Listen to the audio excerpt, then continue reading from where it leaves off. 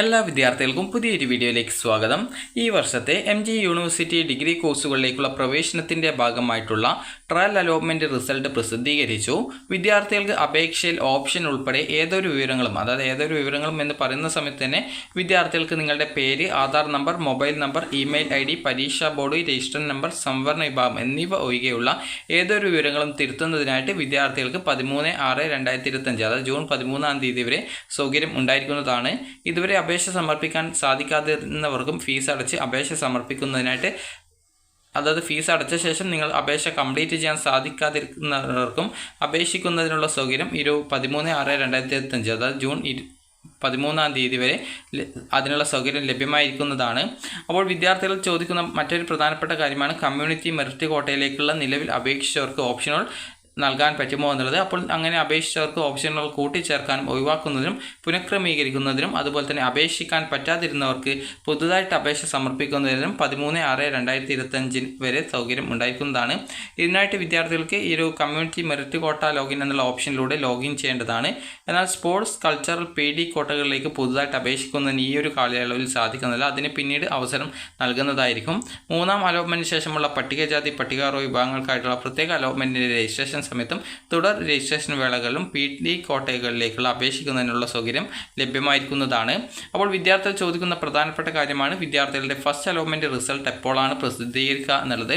അപ്പോൾ first allotment result പ്രസിദ്ധീകരിക്കുക June 15-ാം തീയതിയോടെ ആയിരിക്കും. കാരണം നിലവിൽ വെബ്സൈറ്റിൽ നിങ്ങൾക്ക് ജൂൺ 18-ാം തീയതിയോടെ ഈ ഒരു ഫസ്റ്റ് അലോട്ട്മെൻറ്റ് പ്രസിദ്ധീകരിക്കുമെന്ന് പറഞ്ഞെങ്കിലും സാധാരണഗതിയിൽ MG യൂണിവേഴ്സിറ്റി ആ ഒരു ഡേറ്റിന് മുൻപായിട്ട് തന്നെ റിസൾട്ട് പ്രസിദ്ധീകരിക്കാറുണ്ട്. മുൻ വർഷങ്ങളൊക്കെ ആ ഒരു രീതിയിലായിരുന്നു. അതായത് ഇപ്പോൾ ഇന്ന ദിവസം പ്രസിദ്ധീകരിക്കുമെന്ന് പറഞ്ഞാൽ ഏകദേശം അതിൻ്റെ ഒരു 2 ദിവസം മുമ്പൊക്കെ ആയിട്ട് അല്ലെങ്കിൽ 3 ദിവസം മുമ്പൊക്കെ ആയിട്ടൊക്കെ റിസൾട്ട് വരാറുണ്ട്.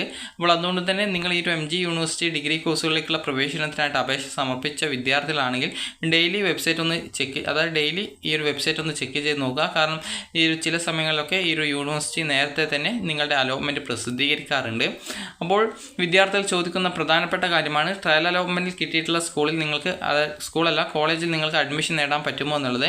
അപ്പോൾ ഈ ഒരു അഡ്മിഷൻ ആരംഭിക്കുന്നത് ഫസ്റ്റ് അലോട്ട്മെൻറ്റ് മുതലാണ്. നിലവിൽ ഈ ഒരു സ്പോർട്സ് കോട്ട, അതുപോലെ തന്നെ കൾച്ചറൽ കോട്ട, അതുപോലെ തന്നെ PD കോട്ട എന്നിങ്ങനെയുള്ള കോട്ടകളിലേക്കുള്ള ഫൈനൽ റാങ്ക് ലിസ്റ്റ് പ്രസിദ്ധീകരിച്ചിട്ടുണ്ട്.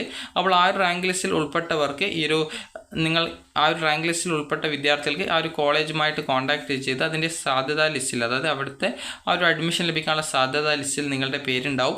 അപ്പോൾ നിങ്ങൾക്ക് അവിടെ ആ ഒരു കോളേജിൽ കോൺടാക്ട് ചെയ്ത് നിങ്ങൾക്ക് അവിടെ അഡ്മിഷൻ ലഭിക്കുമെന്നുള്ള കാര്യം നിങ്ങൾ മനസ്സിലാക്കുക.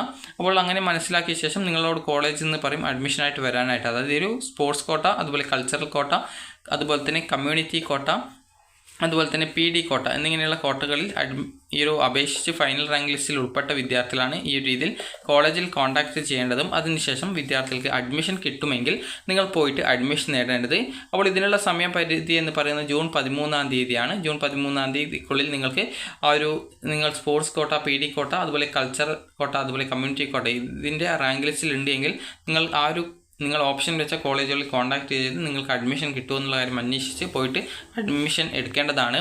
നിലവിൽ മെറിറ്റ് കോട്ട, അതായത് മെറിറ്റ് കോട്ട എന്ന് പറയുമ്പോൾ നിലവിൽ ഇപ്പോൾ ട്രയൽ അലോട്ട്മെൻറ്റ് വന്നതിൻ്റെ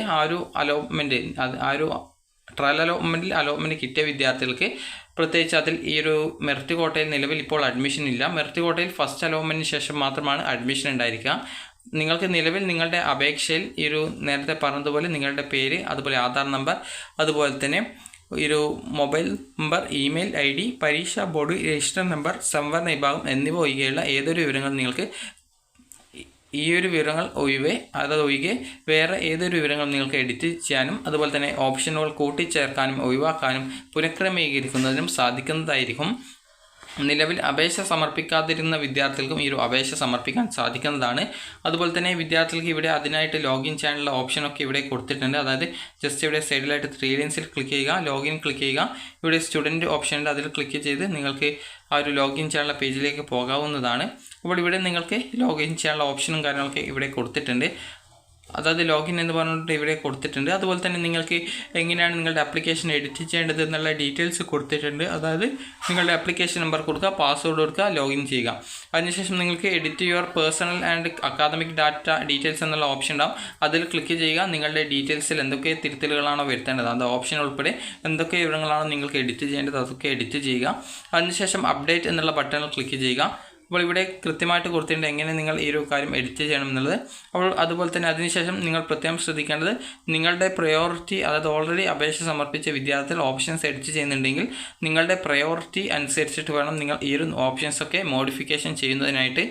അതുപോലെ തന്നെ candidate should finally click on the final submission button after completing the verification of the modified data. അതായത് നിങ്ങളുടെ മോഡിഫൈഡ് ഡാറ്റാസ് നിങ്ങൾ കൃത്യമായിട്ട്, അത് നിങ്ങൾ എന്തൊക്കെ എഡിറ്റാണോ വരുത്തിയിട്ടുള്ളത് ആ ഒരു വിവരങ്ങളൊക്കെ കൃത്യമായിട്ട് പരിശോധിക്കുക.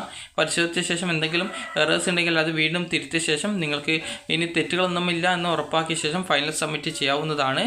അതുപോലെ തന്നെ നിങ്ങൾ ഇതിൻ്റെ പ്രിൻ്റ് ഔട്ടൊന്നും യൂണിവേഴ്സിറ്റിയിലേക്കോ കോളേജിലേക്കോ അയക്കേണ്ടതില്ല.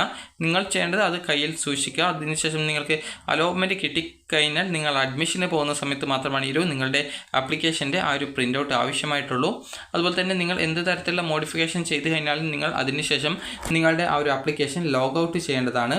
അപ്പോൾ നിങ്ങളുടെ അപേക്ഷയിൽ എന്തൊക്കെ വിവരങ്ങളാണ് ഉള്ളത് ആ ഒരു ഡീറ്റെയിൽസൊക്കെ കൃത്യമായിട്ട് നിങ്ങൾക്ക് ആ ഒരു പരിശോധിച്ച് എല്ലാ കാര്യങ്ങളും ഉറപ്പുവരുത്തിയ ശേഷം നിങ്ങൾക്ക് ഇനി യാതൊരുവിധ മാറ്റങ്ങളും വരുത്തേണ്ടതില്ല എന്നാണെങ്കിൽ നിങ്ങൾക്ക് ഫൈനൽ കൺഫർമേഷൻ ചെയ്യാവുന്നതാണ്. അപ്പോൾ ഇങ്ങനെ ഈ ഒരു ന്യൂ രജിസ്ട്രേഷൻ ചെയ്യാനുള്ള സൗകര്യവും അതുപോലെ നിങ്ങളുടെ ആപ്ലിക്കേഷനിലെ data modification, addition, deletion, rearrangement എന്നിങ്ങനെയുള്ള ചെയ്യാനുള്ള അവസരവും വിദ്യാർത്ഥികൾക്ക്, അതുപോലെ തന്നെ നിങ്ങളുടെ ആപ്ലിക്കേഷനിൽ എന്തെങ്കിലും കറക്ഷൻസ് ഉണ്ടെങ്കിൽ അങ്ങനെയുള്ള കാര്യങ്ങളൊക്കെ ചെയ്യുന്നതിനും, അതുപോലെ ഏതെങ്കിലും ഡോക്യുമെൻറ്റ്സ് ആഡ് ചെയ്ത് കൊടുക്കണമെങ്കിൽ അങ്ങനെ ചെയ്യുന്നതിനുള്ള സൗകര്യങ്ങളൊക്കെ ഈ ഒരു ജൂൺ 13-ാം തീയതി വൈകുന്നേരം 4 മണി വരേക്കും ഉണ്ടായിരിക്കുക. അപ്പോൾ വിദ്യാർത്ഥികൾക്ക് ഈ ഒരു വീഡിയോ ഉപകാരപ്രദമായിട്ടുണ്ടെന്ന് കരുതുന്നു. ഉപകാരപ്രദമായിട്ടുണ്ടെങ്കിൽ ലൈക്ക് ചെയ്യുക, ഷെയർ ചെയ്യുക. Thank you for watching.